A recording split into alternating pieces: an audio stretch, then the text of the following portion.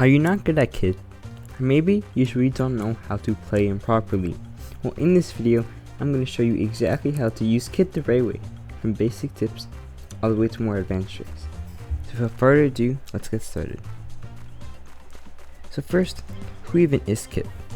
Kit is a legendary brawler, and he's kind of weird because he's both a support and an assassin. Most people just play him like an assassin, but honestly that's not always the best way to use him. Sometimes playing support is actually way better depending on the situation. Now, for the build, it depends of which role you want to play. If you're playing assassin, you should use cardboard box, and if you're playing support, you should use cheeseburger. That's for the gadget. Now for the star power, if you're in showdown, use power hungry, or otherwise in every other game mode, use overly attached. For the gears, I would suggest shield and damage, or even shield and reload, because that's the most important for his role. His core mechanics is that you need to understand that he is very dependent on his super. If you don't have your super, you're actually pretty weak, so you should not be playing aggressive at all. Your super is what makes Kit strong.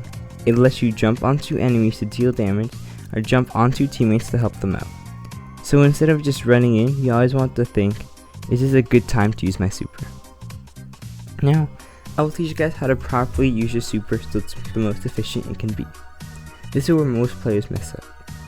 They just jump in randomly and hope it works, but that's exactly how you lose the game. You should mainly be using your super to finish off low HP enemies or to punish someone who isn't paying attention. If you jump on a full HP enemy with no plan, you're probably just going to die. Also, don't forget you can use your super on teammates too. If your teammate is strong, jumping on them actually creates a lot of pressure and helps win fights. For positioning, with Kit, it's really important.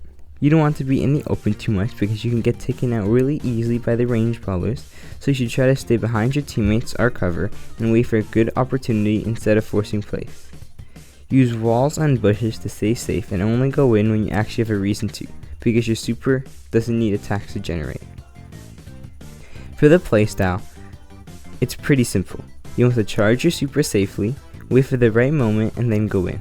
A good combo is to deal some cheap damage first, then use your super to finish the enemy. And if there's no good target, don't force it. Just play safe or support your teammates instead. Kit's best modes is knockout and bounty, where getting picks actually matters a lot. But he can also work in gem grab depending on the map. He also works really good in solo showdown, but not much in team.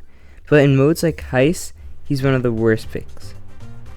For his matchup, Kit is really good against low HP brawlers like snipers or throwers because you can take them out quickly. But he struggles a lot against tanks or high damage brawlers, so you can't burst them fast enough.